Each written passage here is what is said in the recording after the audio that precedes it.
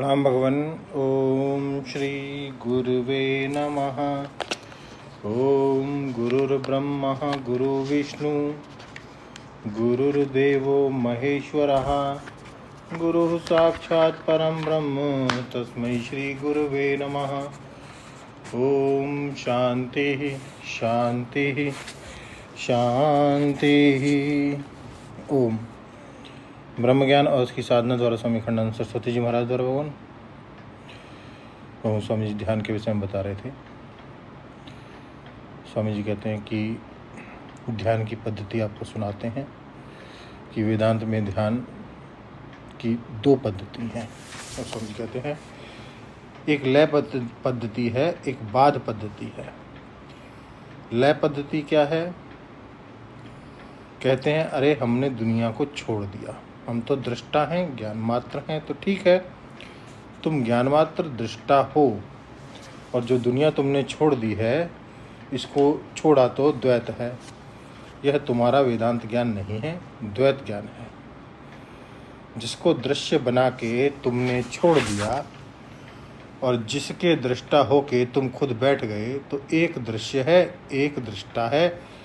यह तो द्वैत ज्ञान हुआ। अरे बोले पहले यह जो द्वैत है, यह जितना पशु पक्षी मनुष्य आदि का भेद है, यह पांच भौतिक है। तो पहले द्वैत प्रपंच को पंचभूत में लय करो, फिर पंचभूत में भूतों में भी कार्य को कारण में लय करो।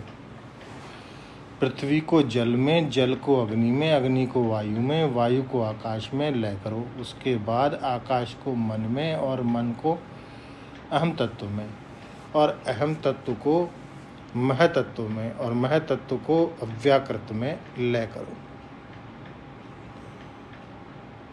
पृथ्वी को जल में, जल को अग्नि में, अग्नि को वायु में, वायु को आकाश में और उसके बाद आकाश को मन में और मन को अहम तत्व में, अहम तत्व को महतत्व में और महतत्व को अव्याकृत में लय करो।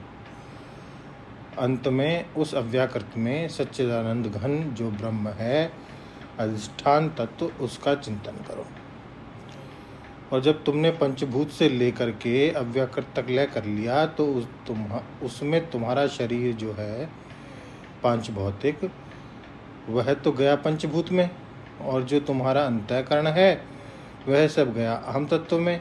जो अहम तत्व और महतत्व व्यष्टि नहीं होते, समष्टि होते हैं। तुम्हारी उपाधि समष्टि उपाधि में लीन हो गई।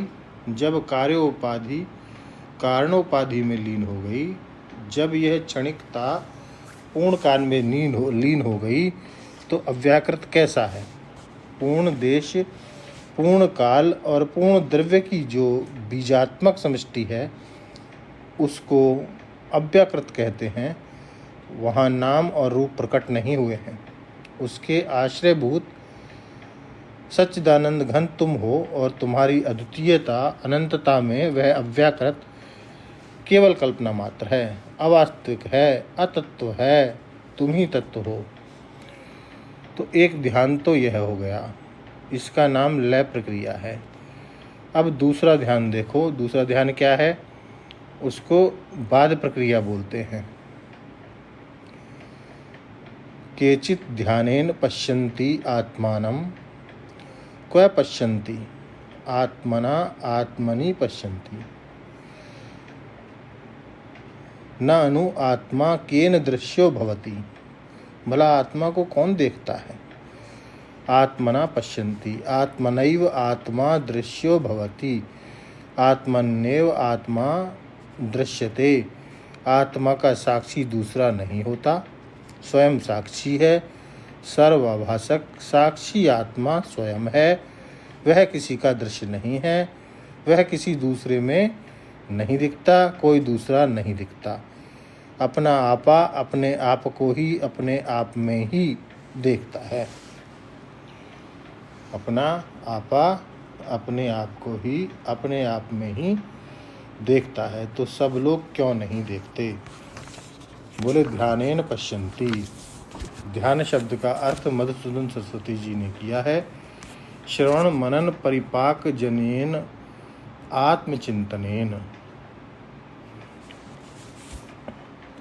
अब इसकी और व्याख्या को स्वामी मधुसूदन सरस्वती जी की को लेते हैं भगवान अगले सत्संग में। ओम शांति शांति शांति। प्रणाम भगवान।